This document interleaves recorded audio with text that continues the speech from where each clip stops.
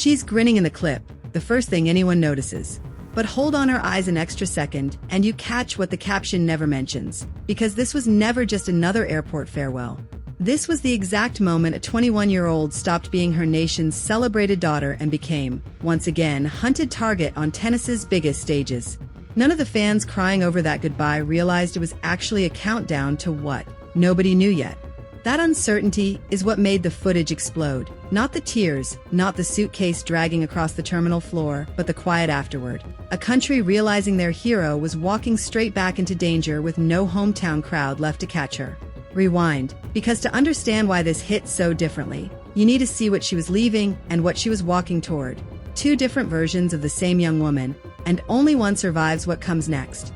Days earlier, Alex had been practically untouchable, in the sense that an entire nation had wrapped itself around her, draped her in flags, chanted her name raw, and treated her like she belonged to everyone at once.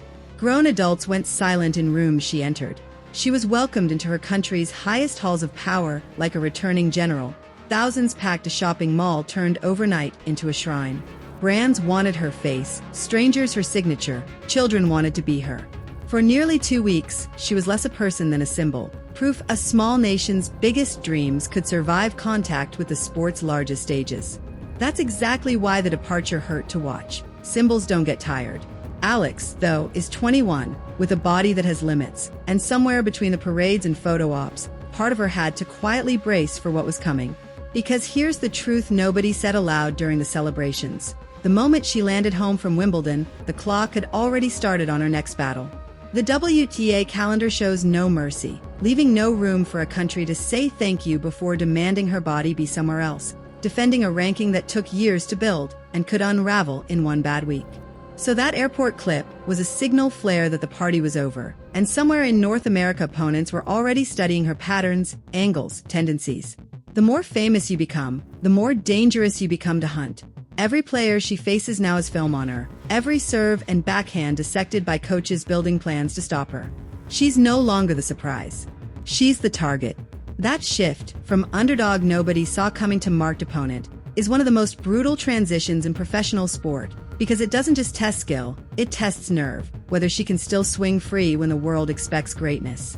She isn't only carrying a suitcase through that terminal, she's carrying expectation, and it doesn't fit in an overhead bin. This isn't a random tournament. It's a return to the ground where her legend took shape. Years ago, almost unknown outside hardcore tennis circles, she made history on this continent by winning a junior Grand Slam title, a teenager beating far more experienced girls on the same hard courts she's about to face again. More recently, stunning a tennis-hungry nation watching at 3 a.m., she became the first player from her country in the professional era to win a Grand Slam main draw singles match, not a junior match, not an exhibition, an actual main draw win on one of the sport's grandest stages. So she isn't heading into unfamiliar territory. She's heading home, just a different kind, the home where her career actually became real, where hard courts first proved she belonged among the elite, and where every doubter who dismissed her gets resurrected the moment she steps back onto that surface. The pressure multiplies here because she isn't walking in unranked and unnoticed this time. She's a top 30 player now, fresh off one of the most electrifying runs of the entire Wimbledon fortnight, having taken down a defending champion in front of a crowd that had to slowly accept it was witnessing history. That win rewired how the tour sees her. Opponents used to underestimate her, now they fear her.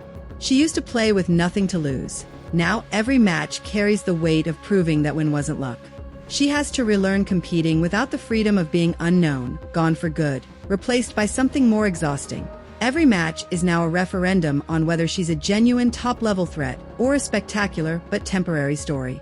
First stop, a tournament in the American capital, where the draw reads like a murderer's row of Grand Slam champions and veterans who've broken hearts on that surface before. But there's a twist fans couldn't stop discussing. She's reuniting on the doubles court with one of the most legendary names ever to hold a racket, a 7-time Grand Slam singles champion and 14-time Grand Slam doubles champion who chose her, out of everyone on tour, to share a court with again. Legends don't partner with players they don't respect, and the pairing sends a quiet message to the locker room. She belongs here. It also raises the stakes, since she's now absorbing lessons in composure and killer instinct beside a legacy. The pressure doesn't ease after that, it compounds. Right after the capital, She's slotted into back-to-back Masters-level tournaments in two brutal cities, where nearly every elite player converges at once, and a single week can bring 4 or 5 matches against 4 or 5 completely different styles. Big servers, aggressive baseliners, crafty veterans with tricks she's never faced. Careers are truly tested here, in the grind of match after match, with almost no time to recover.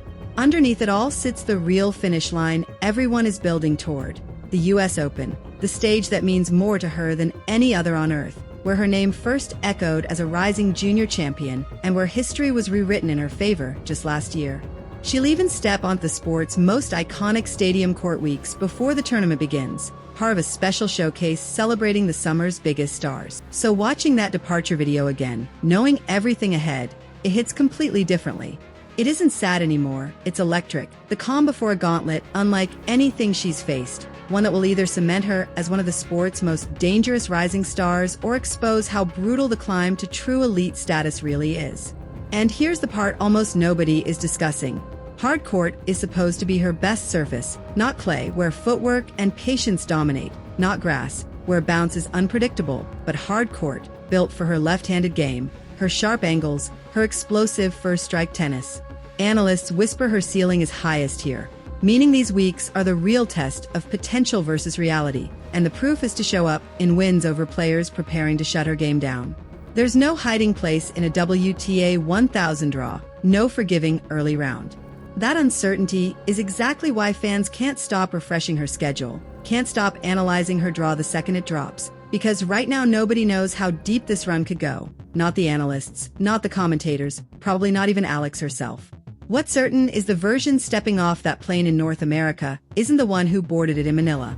She's sharper now, hungrier now, at the crossroads between hometown hero and global superstar, carrying not just her own dreams, but the collective hope of millions who watched her cry, celebrate, and depart within the same exhausting week. Consider what happens in a young athlete's mind during the quiet transition days nobody films. Just a hotel room, a training bag, a body still recovering from grass court tennis, and a mind that has to mute an entire nation's pride long enough to focus on footwork drills. That's the invisible battle behind every smiling homecoming photo. Every appearance costs energy. Every interview demands composure, even when her body is quietly begging for rest. She gave all of it anyway, understanding this window with her people might never come again, knowing the bill would come due the moment she stepped back onto a competitive court. Now picture the flight itself. Hours suspended above the ocean. No cameras, no flags, just her team, and the silence of altitude. Replays of forehand winners from Wimbledon, or doubts about opponents she hasn't even drawn yet, maybe both, tangled together.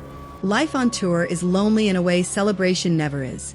Different hotel rooms, different time zones, physiotherapy replacing mall appearances, practice courts replacing packed arenas.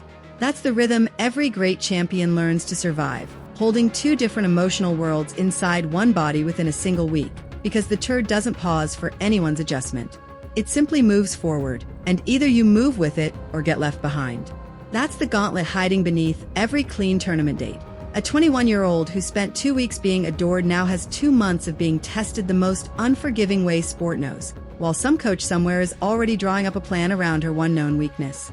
Consider, too, the arithmetic of ranking points beneath every match ahead. A career-high spot inside the top 30 sound impressive, and it is, but rankings are fragile, built match by match, and every early exit risks chipping away at ground she fought hard to gain. It's a passport determining which tournaments she enters directly, which seeds she avoids, which sponsors keep believing in her. Layered on top is the weight of representation. When she steps onto those hard courts, she's playing as proof that a nation without a deep modern tennis tradition can still produce a genuine contender. Every young girl back home who picked up a racket after watching her Wimbledon run is now tethered to what happens next. A deep run inspires a new generation, and early exit risks planting doubt in those same minds. That's an extraordinary weight to carry onto a court, and yet she has to compartmentalize it point by point, because tennis punishes distraction mercilessly. That's exactly why that departure video refuses to leave people's minds. It wasn't goodbye, it was ignition. The homecoming gave her love. The road ahead demands proof. Somewhere between Washington, Toronto, Cincinnati, and finally the roaring stands of the US Open, We're about to find out whether the fairy tale that began on English grass can survive American hardcourt, whether the girl who made history as a junior and again as a professional is ready to make history one final time on tennis's biggest stage.